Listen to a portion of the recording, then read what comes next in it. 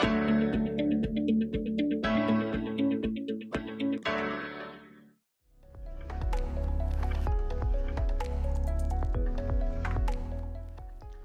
Students, welcome to a new political science session. आज का topic political ideology of Thomas Hobbes and John Locke about state. So आज के session की शुरुआत करते हैं एक सिनेरियो के साथ, और वो सिनेरियो है कि आप कोई गेम खेल रहे हैं, लेकिन ना तो उस गेम में कोई रेफरी है, ना कोई स्पेसिफिक रूल्स। तो फिर उस गेम में क्या होगा?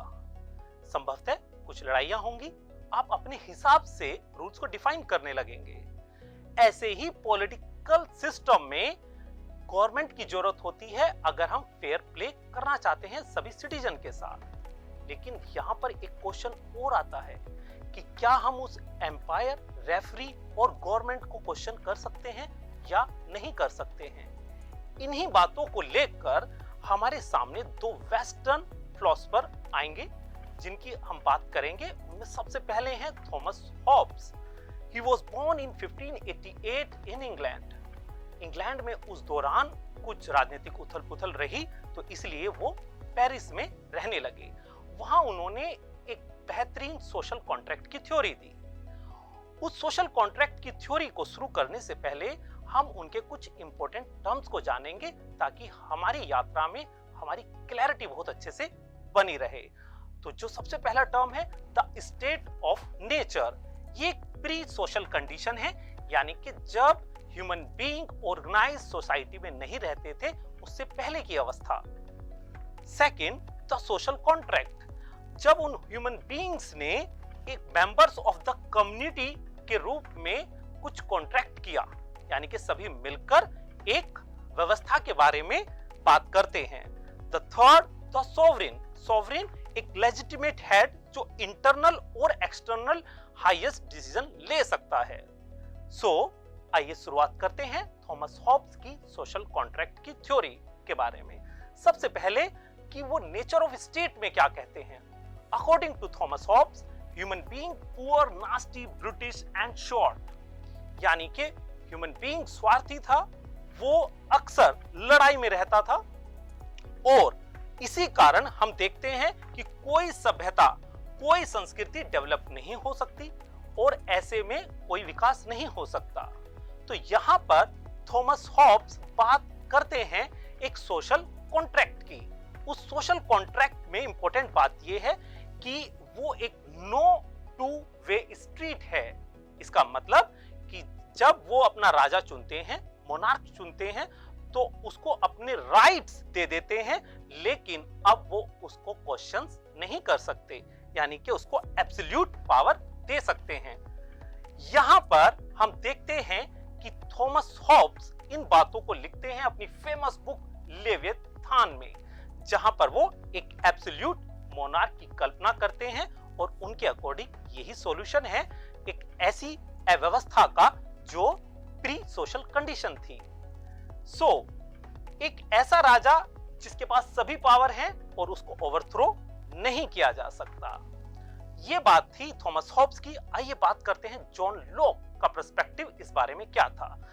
जॉन लॉक 1632 में ये भी इंग्लैंड में ही पैदा हुए, और इन्होंने जो बात की, इनके अकॉर्डिंग ह्यूमन बीइंग पैदा होते ही साथ फ्री होते हैं और इक्वल होते हैं, और वो जैसे ही उनके जीवन में जो जो एक्सपीरियंसेस होते हैं, उनके अनुसार वो अपनी समझ बनाते हैं। शुरुआत में a mind like a blank slate होता है, यानी कि इस दुनिया में आने से पहले उनकी कोई ऐसी समझ नहीं होती। जीवन में एक्सपीरियंस आते हैं, उनके अनुसार वो अपनी समझ बनाते हैं, और उनका famous statement, peoples are rational human being, उनके पास विवेक है। उनके अकॉर्डिंग 3 बेसिक राइट्स हर ह्यूमन बीइंग के पास होते हैं, the right to life, the right to liberty and the right to property. ये 3 नेचुरल राइट्स की बात बहुत जोर देकर जॉन लॉक करते हैं। लिबर्टी का मतलब कि वो अपने डिसीजन अपने विवेक से ले सकें, जैसा कि उन्होंने बताया कि ह्यूमन रेशनल ह्यूमन बीइंग हैं। यहां पर जॉन लॉक बात करते हैं कि फिर हमें गवर्नमेंट की क्यों जरूरत है। गवर्नमेंट की जरूरत इसलिए है ताकि वो जो नेचुरल राइट्स हैं वो प्रोटेक्ट हो सकें। सो देखते हैं उनके सोशल कॉन्ट्रैक्ट की थ्योरी को। अकॉर्डिंग टू जॉन लॉक वो बात करते हैं कि जो वो सोशल कॉन्ट्रैक्ट होगा उसमें सभी के राइट्स प्रोटेक्ट होंगे, और अगर वो राइट्स प्रोटेक्ट नहीं हुए, बहुत इंपॉर्टेंट बात जॉन लॉक कहते हैं कि वहां पर सिटीजन्स के पास है द राइट टू रिवोल्ट, यानी कि वो ओवरथ्रो कर सकते हैं उस गवर्नमेंट को। आइए जरा कंपैरिजन करते हैं थॉमस हॉब्स और जॉन लॉक की सोशल कॉन्ट्रैक्ट की थ्योरी को। जहां पर जॉन लॉक रिप्लेस और ओवरथ्रो की बात करते हैं, वहीं थॉमस हॉब्स इस गुंजाइश को छोड़ते ही नहीं हैं अपनी सोशल कॉन्ट्रैक्ट की थ्योरी में। तो वहां पर पावर का मिसयूज हो सकता है। तो जहां जॉन लॉक बात करते हैं प्रोटेक्ट देयर राइट्स की, वहीं थॉमस हॉब्स इस बात की बात करते हैं कि सिर्फ असुरक्षा को हटाने के लिए एक एब्सोल्यूट राजा होना चाहिए। अगर मैं नटशेल में बात करूं सोशल कॉन्ट्रैक्ट थ्योरी की, तो थॉमस हॉब्स बात करते हैं फिलोसॉफिकल एब्सोल्यूटिज्म की। इसका मतलब कि एक ऐसा राजा, एक ऐसा सॉवरेन जिसके पास पूरी पावर हो, जिसको क्वेश्चन नहीं किया जा सकता। On the other hand John Locke बात करते हैं फिलोसॉफिकल कॉन्स्टिट्यूशनलिज्म की, यानी कि एक ऐसी रिस्ट्रिक्ट गवर्नमेंट जो कि संविधान को मानती है और जिसको ओवरथ्रो किया जा सकता है अगर उनके नेचुरल राइट्स वायलेट हुए। तो ये बात हमने समझी सोशल कॉन्ट्रैक्ट की थ्योरी के बारे में। जॉन लॉक ने अपना एक पर्सपेक्टिव दिया, थॉमस हॉब्स ने अपना एक पर्सपेक्टिव दिया।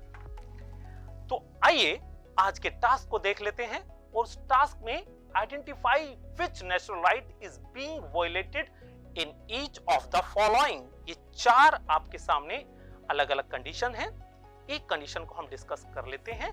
ए person is sentenced to death for a crime he did not commit. तो यहां पर कौन सा नेचुरल राइट वायलेट हुआ? यस, यहां पर राइट टू लाइफ वायलेट हो रहा है।